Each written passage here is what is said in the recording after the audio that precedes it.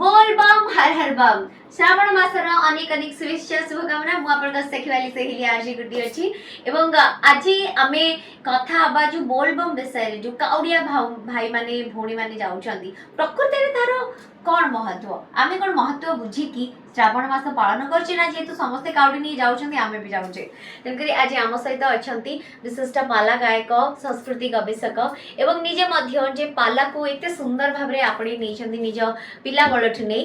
तांको सहित कथा आबा एवं युधिष्ठिर परिजा महोदय आज आम सहित अछंती चलंतु तांको स्वागत करबा सर नमस्कार। नमस्कार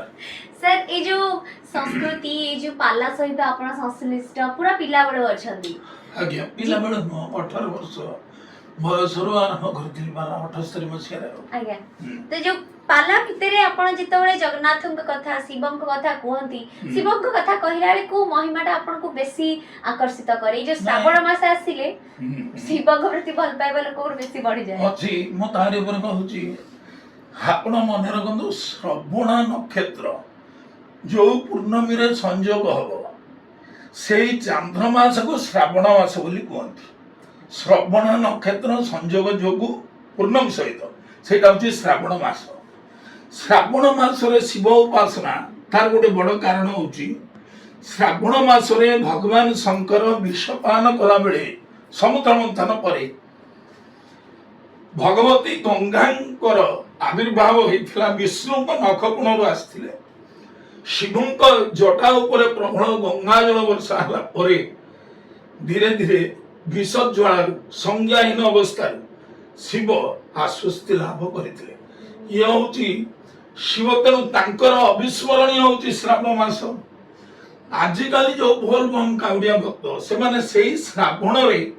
आ गोटे कथा आपको सूचेउची हरि शयन एकादशी भगवान शयन कले सी उठिले केबे ना देव उत्थान एकादशी कार्तिक शुक्ल एकादशी विष्णु शयन कले संसार दायित्व संभालियो किए तेणु शिवं के दायित्व दिया हला आ जेहेतु आरंभरु श्रावण मास पडुची आ श्रावण होची शिवंकर प्रिय मास तांको बंचैथिला आउरी भी विशेष कारण अछि पार्वती तपस्या कला बेले शिव प्राप्त हलागु तांकर कठोर तपस्या ए श्रावण मास रे हितला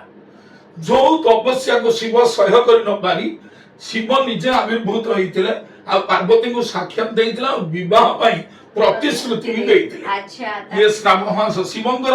एवडा अविस्मरणीय रहिबो तांको जीवनर बड़ बड़ कथा सेति भाई कोनती के स्वामी स्त्री को श्रावण मास रे काठी मंदिर जाई पूजा करिया थेमती कथित अछि एटा प्रकृत रे भल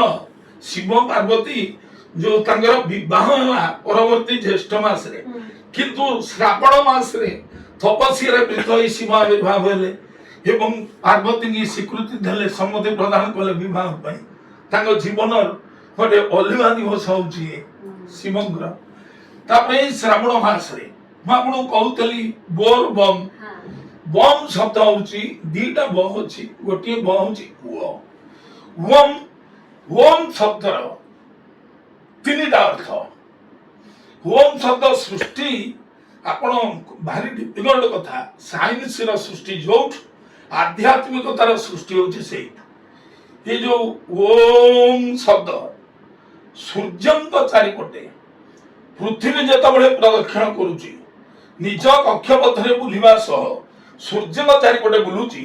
सेटू गोटे शब्द सृष्टि होची था होची ओम से दीर्घ लंब भाव रे ओम शब्दर सृष्टि सेटू विज्ञान आरंभ सेटू आध्यात्मिकता आरंभ सेटू आमे सिट पे गलाडे बोल बम जो कहू ओम शब्द होची अ उ म ओकार वासुदेव ओकार ले विष्णु उकार होचंती ब्रह्मा मकार तम गुणर प्रतीक शिव तेनो जो ओम बोले डका हुए ब्रह्मा विष्णु शिव तीन जन को नाम उच्चारण हुए तीन जन को आह्वान करा हुए सेही मन को नाम बोला बोली कहा जाय बम हर हर बम बस बोल जंदे हरि बोल कहि तेनो ब्रह्मा विष्णु शिव आ गोटे कथा आपण गला रथ यात्रा डाहुक बेत धरिकी डाकुची भगत हो से जब डाहुक बेत हलई भगत डाकुची हो होउचंदी से गोटाए पद वचनिका कहउचंदी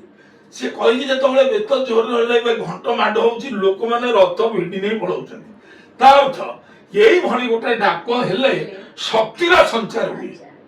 ଉନ୍ମାଦନା ସୃଷ୍ଟି ହୁଏ, କାମ କରିବା ପାଇଁ ଉତ୍ସାହ ବଢିଯାଏ, ଗୋଟେ ନୂଆ ଉର୍ଜା ଶରୀର ଭିତରେ ସୃଷ୍ଟି ହୁଏ। ଆପଣଙ୍କ ହନୁମାନ ସବୁବେଳେ ରାମ ଜପନ୍ତି, କିନ୍ତୁ ଲଙ୍କାକୁ ଗଲାବେଳେ କଣ କହିଲେ? ଶ୍ୟାମ ରାମଚନ୍ଦ୍ର କି ଜୟ। କାହିଁ ଏଇ ଶବ୍ଦ ଉଚ୍ଚାରଣ, ଏଇ ଧ୍ୱନିରେ ନୂଆ ଉର୍ଜାର ସଞ୍ଚାର ହୁଏ, ଗୋଟେ ଶକ୍ତି ସଂଗ୍ରହ କଲା ଭଳି ସେମାନଙ୍କର ଯୋଉ ଯାତ୍ରାର କଷ୍ଟଟା ଜଣା ଜଣା ପଡେ।